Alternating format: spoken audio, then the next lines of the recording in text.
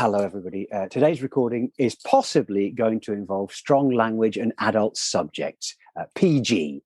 That probably just means we'll be drinking tea as well. Hello and welcome to Comic Cuts, the panel show. My name's Kev F. Sutherland. You might know me as a writer and artist for Beano, Marvel Comics, Oink, Red Dwarf, Doctor Who, Viz, and my graphic novel adaptations of Shakespeare, but you probably don't. My guests today, talking comics, are Louise Leigh and Ashley Storrie. Yay! Hello. Comic Cuts. We're looking at a panel, and we comprise a panel. There's a few of us. So the panel sees a panel, and we talk about the comics from the panel. We discuss, and we call it Comic Cuts. Amazing! Amazing! I have been told that that's the most abysmal piece of music. My wife says it makes her ears bleed to listen to it. It didn't seem to offend yours so badly. I was being polite. It made my insides hurt. We may or we may not keep it. Hello, everybody. I live with a child beatboxer, so I have very, very, very high tolerance for that. Have you acquired their beatboxing skills? Have I? No. Are you related to the child? Yeah. Okay, good. Out me. Didn't just acquire it. Good. So as long as your flatmate's not just a random child beatboxer. Yeah, just with a 14-year-old boy. It's great. I have two guests with me today who brought with them a panel from a comic or something close. We're going to see if we can identify it and then talk about it. Maybe we and you will learn something about comics we didn't already know, or maybe we'll just show off a bit and have an enjoyable chat. Let's see. Joining me from, and I'm afraid I've forgotten to swat up what part of the country you're in, Louise Leigh. Louise, where are you? Hi. I'm in Bristol. In Bristol. Oh, not a million miles from where I am. So, No, Louise, indeed. what should the innocent listener know about you? That in spite of the way I talk, I am in fact Scottish born and bred. So this makes a very high Scottish content panel. And I live in a home with a child beatboxer and another child. A cat, another cat, a dog and a husband. It's quite the menagerie. Is that enough? It makes it 100% Scottish because, as many people know, but nobody ever believes, I'm born in Aberdeen. I recently did that DNA test, which tells you the percentage of Scottishness going back 200 years. 75% Scottish, 25% Irish. There is no English whatsoever in my makeup. Louise, Nice. I was hoping you would also point out that you're a stand-up comedian and podcaster. Oh, yeah, I am a stand-up comedian and podcaster. Yeah, sorry. But you're That's what I prouder. do. You're prouder Yeah. of the beatboxing offspring. In this moment, it seemed that way, yeah. And joining us from Glasgow is Ashley Storrie. Hi. You say my name like a posh teacher. Everybody else is Storrie. You say it like Storrie. Like Well, Miss Jean Brodie. Doing her phone When I voice. say things in the accent, and by the way, I can do this for both French and Italian and Spanish, but when I do it for Scots, Storrie, it sounds like I'm taking the piss. I mean, I would let Ashley introduce herself, except that I've had a Google of Ashley's CV here, and some of us are put to shame by people having impressive CVs in their 20s. Ashley's CV was more impressive than mine when she was 5. You were in a Fairy Liquid ad directed by Ken Loach when you were 5. He did a documentary where he talked about the darkest period of his life, and it was when he had to do adverts. Oh, that was me. He didn't specifically With name drop children. you as that darkest period. No, but I knew I could sense he was talking about me, so I could feel it. Yeah, he's a nice man. You remember from the age of 5. Yeah, You'd even been in a film before that, at the age of 3. yeah. My mum went for an audition, and I was a showboat child, so I went in and was just like da, da, da, da, da, da, da, and she didn't get the part, and I did. A showboat child, somebody goes around singing Old Man River, I should imagine. Pretty much. Old Man River, did all the show tunes, did Calamity Jane. Now, Louise does the Early Doors podcast. You have to see the Yeah. spelling of it to understand why I parsed it quite like I did. Ashley, you never actually stop podcasting, do you? I mean, you have been doing the Breaking the News, this radio program, the Blame Game, which is a radio program, and the Ashley Storrie Show, which is a radio program. Ashley, you're probably not doing any podcasts at all. Are you doing podcasts as well? Yeah, I've got the Are We Being Unreasonable podcast, which I do with Sean Wilkie, where we read Mumsnet posts and work out who's unreasonable. And I love IBU. The boards is one of my favourite bits of Mum's Net. It's so good. And It's so good. I did the Janie Godley podcast with my mum for 7 years, and I've got a new podcast coming up called Late to the Game, which is about Game of Thrones. Very late to the Nice. game, but you're a big Game of Thrones. You were doing Game of Thrones when Game of Thrones was on. Yeah, I was doing Game of Thrones before Game of Thrones was cool, and a stand-up comedian said to me at a show, Ashley, stop talking about that programme. Nobody knows what you're talking about, and it's really weird. And it was during season 1, I was doing Game of Thrones jokes. And it's not gone away. In fact, it's going to be coming back with more stuff. Isn't it? Yeah. Hashtag keeping up with the Targaryens. Are you one of those people who endeavours to rewrite it at the points at which it went wrong? I already have a very vast Game of Thrones fan fiction collection, so I've already written a better version of it. And it's great. I'm given the impression that most people think that anybody could write a better version than what happened at the end. I think George R.R. Martin is writing a better version. Has he finished the final book yet? No, because he's a big lazy bastard and he won't finish his bloody book so I can find out what happens, because hashtag not my King's Landing, I don't believe in. It's not canonical, the TV programme. It's TV crap. programme is not canonical. Well, yes, this is the bizarre world that TV and adaptations reside in. Now, how bigly into comics were either of you, or are either of you? Louise? So being raised close to Dundee, the DC Thompson canon came through our house. We had to come on, and I have 2 brothers. So there was Commander Comics, and there was the Beano and all that lot. And then my dad was a big Desperate Dan fan. And my dad has sort of taste in 1920s satirical comics and stuff like that. But I certainly didn't go down any of the Marvel Universe, the DC superhero stuff. Okay, and Ashley? A lot of my friends work in comics and I get gifted comic books a lot. So I have a whole slew of weird and wonderful indies, and that's kind of never really superhero. Probably the first endeavour that I really got into a comic was 100 Bullets, which is more crime, thrillery, weird, noir situation, which is what I like. Well, on that subject, or in that direction, shall we have a look at the first of the images we've brought? What's happening with the format of this show is that you bring a panel and then the panel discusses it. We should begin by having a guest. So, Ashley, okay, if we have a look at yours first. Yep. Oh. Can we all see a picture? Yes. Now, for the listeners at home, it's not vital that you see the picture because we're about to describe it so well. It will, however, be on the website comicfestival.co.uk. It'll also be hopefully on the podcast source, depending where you get your podcasts from, and it'll be on my Twitter, KevFComicArtist. Let's have a look at this picture. Who'd like to be the first to try and describe what we're looking at? Louise, I challenge you. Oh, I think I should give it a go, what with being quite prim and proper.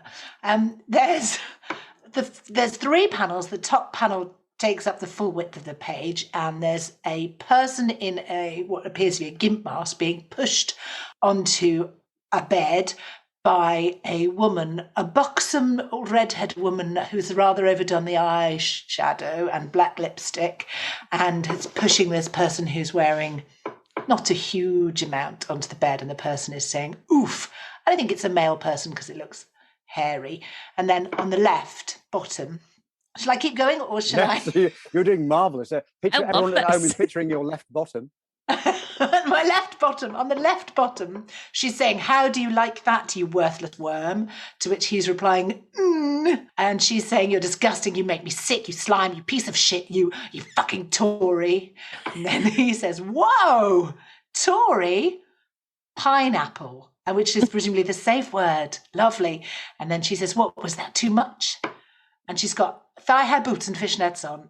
And it's saucy. We've got to guess where this is from. My first thought was Rupert Bear, but I think I was probably wide of the mark. I've got to say, a lot of that GIMP outfittery, because the guy's got leather or plastic PVC hood with chains and a zip probably across his mouth, and then he's topless, but he's got a strap around it, which I'm sure has a name, but I'm honestly genuinely too innocent to know what the name of these things are. I'm certainly not going to tell you. I think he could be naked below the waist, because she's actually covering his that part of his body with her body, so we can't. He's willy. He's willy. Well, no, I meant entirely. Like a thermos in a Lurpak ad. Yes, indeed. Certainly the willy is well covered, but he might be wearing nothing at all down there. And that sort of gear, though, has made its way into comics quite a lot over the years. Does anybody ever come across a character called Martial Law? He was by Pat Mills and Kevin O'Neill.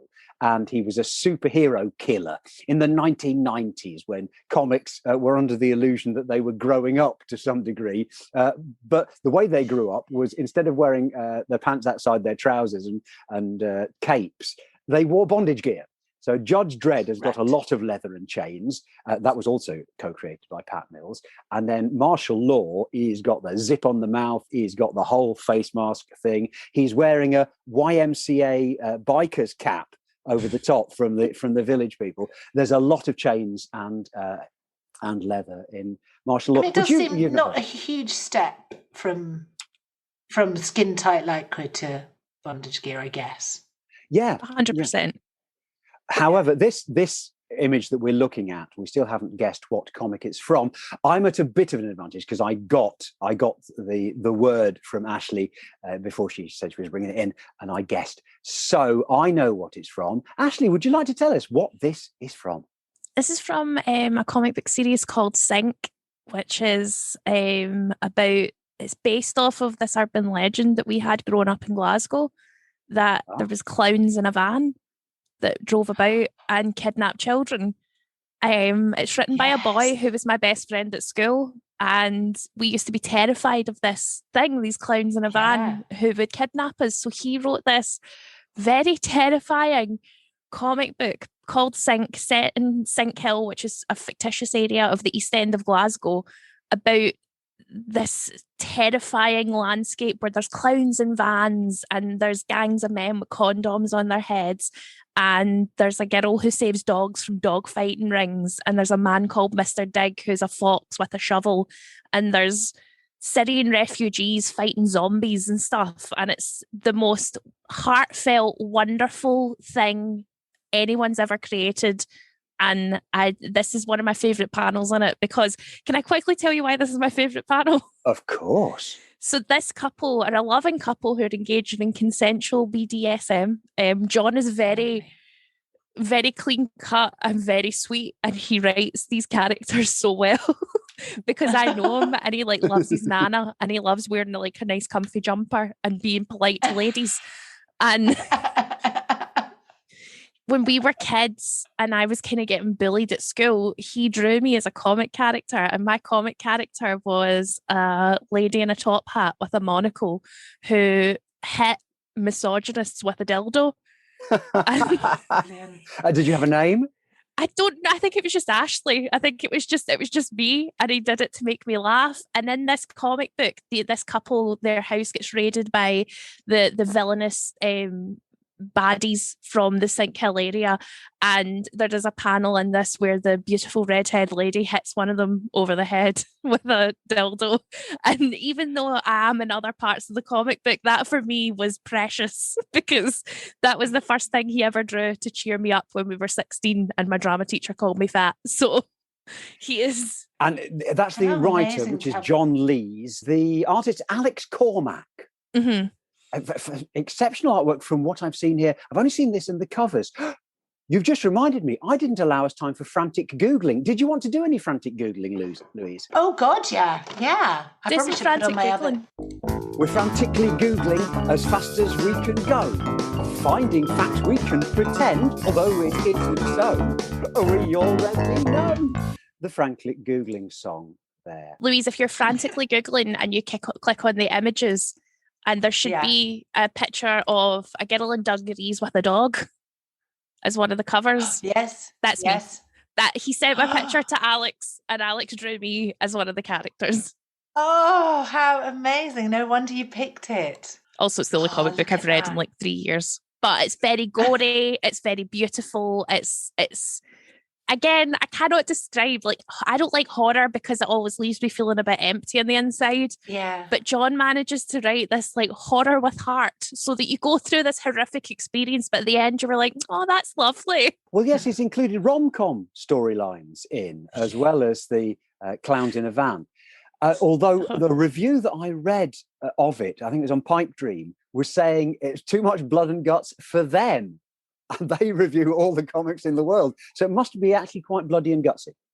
It's very bloody and it's very gutsy, but I think it is the perfect amount of blood and guts. If you're going to watch somebody die, you should realise how much they bleed and that there is a cost to it. Right.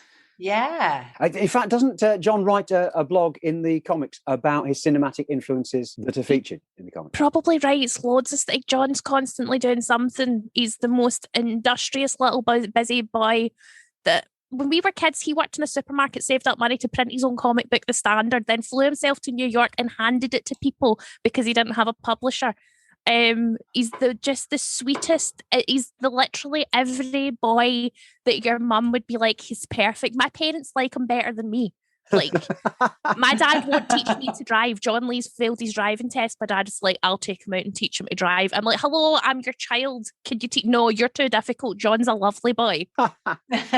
Brilliant publishing idea, that, taking the issues to New York and handing them out in person. Not sure how cost effective it is, but it could do better than the recent things I've published. Worked for him, got him Comics Tribe, got him a publisher. So good on John. On which subject? Where do we get Sync from? Is it a webcomic or is it a printed comic or is it both? It's a printed comic. You can get it at comic book shops. You can get it online. I think there are web options, but get it legally. Don't be one of those doofuses who downloads illegal comic books. Definitely. That's something we will say every single time. Keep your local comic shop alive if at all possible, and definitely keep the creators of comics alive by buying their comics and not by stealing their comics. Borrowing them from friends, I think, is permitted because the friends will always want them back. So that was Sync by John Lees and Alex Cormack, as suggested by Ashley Storrie. Louise, what have you brought with you? I have brought quite the contrast. Ooh.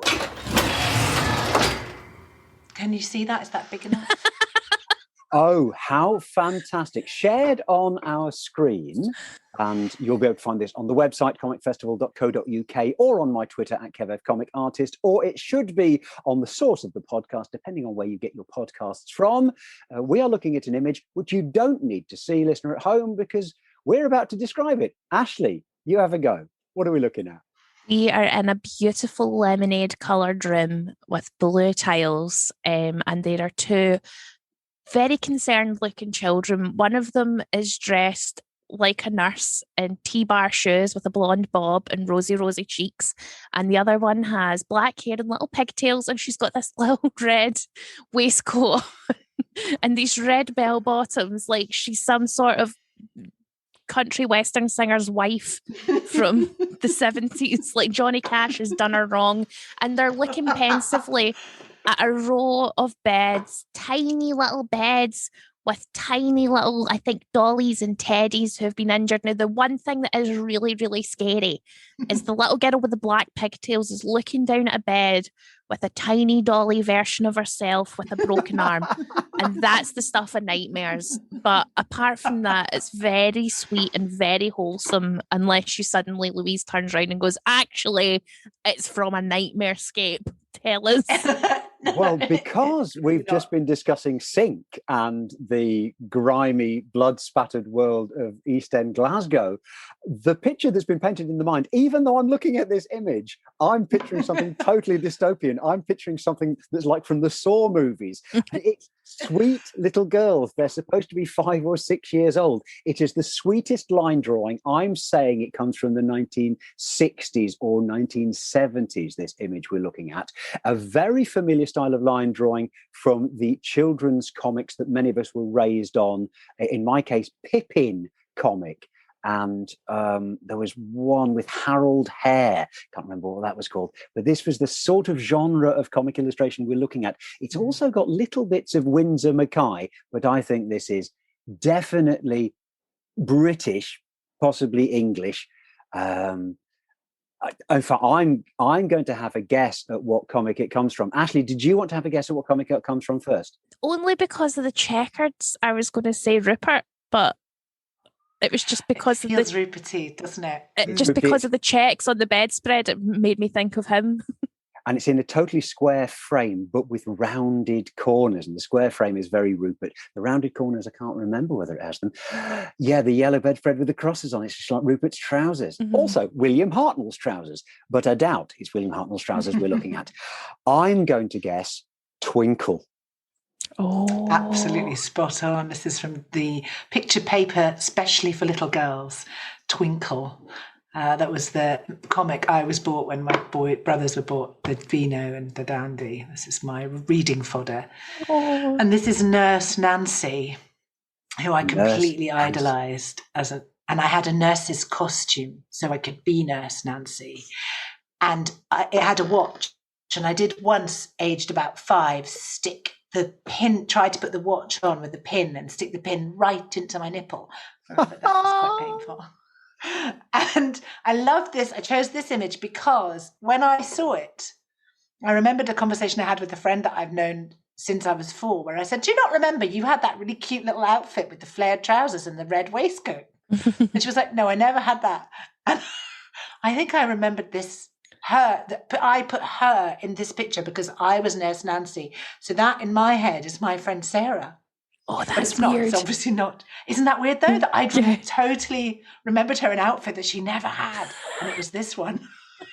How magnificent! There would be the age of 5, 6, 7. That is the age that you read something like Twinkle, wasn't it? Yeah, absolutely. I could read it myself, but I was quite an early reader, but even so, minimum, sort of minimum 4, 5, 6. Yeah. It's interesting that Twinkle is actually the sort of comic that when I'm teaching kids in my comic masterclasses, I refer to these as baby stories. And I think of these as the bad examples of teaching kids to read, because you've got the picture with the paragraph underneath explaining everything that's in the picture. Now, some argue that that's actually a better way of reading, of teaching kids to read. But my argument is that it's designed to be read to a kid. So it's a paragraph of reading that you read to a kid accompanied by a picture that you point to. Whereas with comics, where you don't have the explanation underneath, but you've got the voice bubble, the kid has to read it themselves. They have to read the pictures and then they work out what's in the voice bubble. And that's why I always argue that I had the best reading age at the age of 5, because I was reading the Fantastic Four and the Hulk. And I was working out words like thermonuclear device from the voice bubble, because you could automatically tell what was happening in the story. And then you joined the dots up with the voice bubbles. Yeah, that's a really good point. I think probably by the time I got this, I was already reading quite well. So I don't remember learning to read. Is there a bit of that with kids and comics, young kids and comics, especially now? Is it a bit of a middle class thing?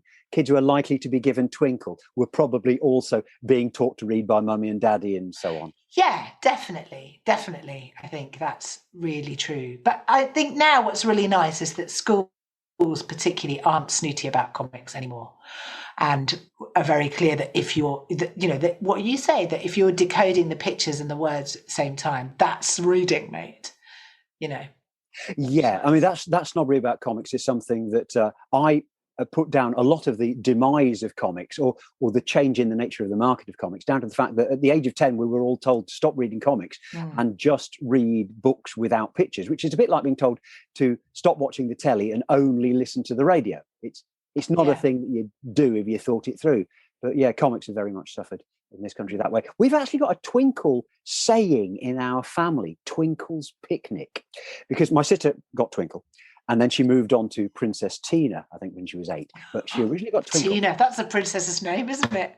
Princess Tina, yes. Princess Tina. Never thought through how stupid that was. That's like King Sean. Yeah. But the story in Twinkle that stuck with us, which gave us Twinkle's Picnic, was that everybody in the school is going to go off in this big trip and day out. But Twinkle's got a cold, so she can't go with them. But it's all right, because in the final panel, Mummy and Daddy make up for the fact that Twinkle had to miss the big day out, and they take Twinkle on a picnic, which was the saddest, most disappointing, not any consolation whatsoever. What, Mum and Dad taking you, you've missed going out with all of your mates to an interesting place, and you go on Twinkle's picnic instead. So it is now the byword in our house for something which is supposed to make up for it, but it just doesn't. Really that's so Twinkle's picnic. I love that. I don't think I ever read anything with that sort of critical eye. I'd have just been like, oh, picnic with Mummy and Daddy sounds lovely, because I was told it was in the book. Yeah, I hasten to add, we didn't coin this phrase when we were 5 years old. We weren't saying, wait a minute, Mummy and Daddy, in the grand scheme of things, you are rather undercompensating. I couldn't have even punctuated as well as that sentence was put together. But we tried. Ashley, were you raised with little kids' comics at all or not?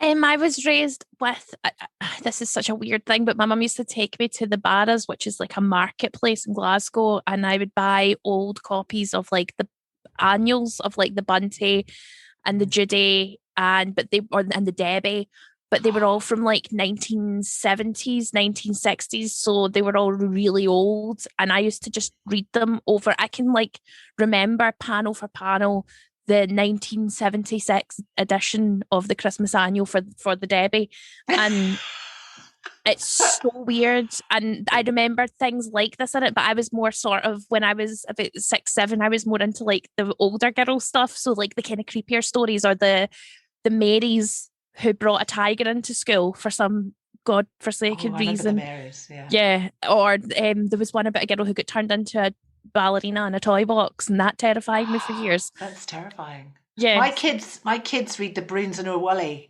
but like really old versions of them that are at my mum's, and that's what they do. There's really no difference between reading the old versions and the new versions. No, exactly the same. D.Z. Thompson have got a really good tradition of not letting it change. So Desperate Dan, if he were still around, certainly until his later days, he was still existing in sort of 1930s Wild West, but it's also Dundee. I think I had that one. Show us that one again, Ashley. I found the Debbie for Girls 1982. Oh God, definitely that would be. If I didn't have that, my friends had that, and you know. And it's literally, I opened it up and it's the Marys who brought a tiger to school. Amazing.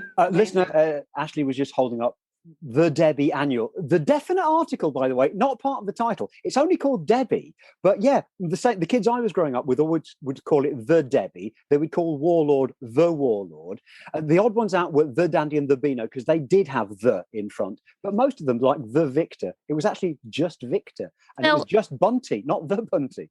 And only for the annual. It'd be the Bunty Annual. Yeah. Yeah. In Glasgow, if you add a the, it means it's like hardcore. Oh, right. So that's how you know somewhere's dangerous. So maybe the Debbie was a bit of the chavvy, like she was a bit of the harder girl. It was a bit edgier than the Bunty. Yeah, definitely. Debbie was a bit of a... Debbie smoked behind the bike shed. Mm-hmm. Did the Debbie have photo stories with boyfriends in it? Yes. Mature content. Yes, mature content. And also had like maybe like a recipe idea that involved like tinned pineapple. This will be why you're referred to as the Ashley Storrie. Yes, it is completely hardcore. The dolls which you cut out, and then you cut out the paper clothes and wrap them. Was the back of Twinkle? Was always a picture of Twinkle in her pants, and then you could. So I don't know if it was the inside of the back of Twinkle or the outside of the back of Twinkle, but there was always a cut out Twinkle. We're back on sync. Exactly. And then she was being pulled into a van by clowns. Except for her poor cousin who missed out on being abducted by clowns. It's okay because Mummy and Daddy abducted her later. I brought one of the reasons I was obsessed with Nurse Nancy was because I was the only person in my whole family who played with dolls, and my brothers and cousins were really mean to dolls, and I have got a terribly vandalised doll from my childhood I thought you might like to see. Yes, please. Take a screen grab for the viewer. We can take a screen grab for the viever. Okay. Louise, can you stop sharing your Twinkle, and then I can make your... Oh, yeah, sorry, I'll stop sharing my Twinkle. Back on sync. Pineapple. So this is Baby Jane, who was my dolly I got when I was 1, and now she looks like this. Oh, she's had a hard time. She looks like this. She's blind. She's I've been got her. blinded by brothers and cousins. And so I think I really wanted to be Nurse Nancy's hospital to be real, because then Baby Jane would get fixed. Oh, that's quite a haunting and terrifying sight. It's like Village of the Damned. Didn't they have eyes like that in Village of the Damned? Yeah. Little blonde kids with no pupils. Have you ever been to the American Girl doll store in America? No. It's the most terrifying land in the entire. They get like dolls that have got like backstories and books and special dresses, and it's like, this is Sally. She lived through the Depression, and they've all got really intense stories. And I went there, and I had smoked medical marijuana with my friend, and there was a lady who was a vagrant who'd wandered in, and she was stood in front of one of the glass cases, and she was like, "That's my baby. They stole my baby." And it was the scariest thing I've ever seen in my entire life. And there was just crying children while this woman tried to break into a glass case to rescue her child who'd been turned into a doll. There was a woman on the bus in Bristol who had a baby, like a hyper realistic baby, in a shopping trolley. No, I don't like them. No, and I mean, poor woman, you just feel really sorry for her. But why did they sell them at the back of Puzzler? Like, you finish your crosswords and your code words, and then it's like, do you want to buy this porcelain silicon doll that looks exactly like a real life baby for $49.99 in 3 easy payments? No, Puzzler, no. No, thank you. No, Who would have thought this would have been the territory that discussion of Twinkle would have taken us into? Amazingly, our time has run out. Thank you so much, Louise, for bringing us Twinkle and then it leading us where it led us. And Ashley for bringing us Sync, which not surprisingly led us to the frame of mind that the rest of the half hour has occupied. There's no point in telling us where to find Twinkle. So, Louise, tell us where to find you. Find me on your podcast app if you search for Early Doors. It's EYRELEIGH and then Doors. And it's a podcast with comedians interviewing and being funny. And are you on the socials?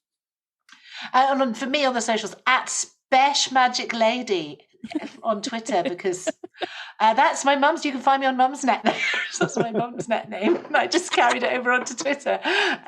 So yeah, at Spesh Magic Lady, or just search for Louise Leigh and I'm on there. Ashley, where will we find you? I am Ashley Storrie on all social media because I recognise the importance of just using your name. I'm an idiot.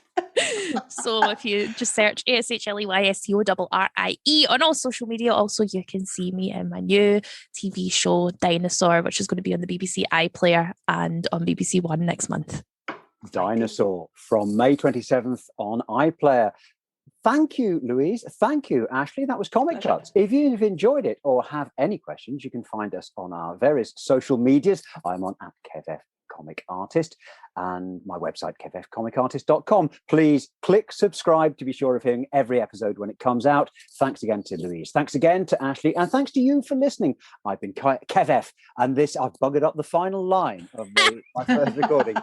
I have been KevF, and this has been Comic Cuts, the panel show. Yay! Yay! Wild applause.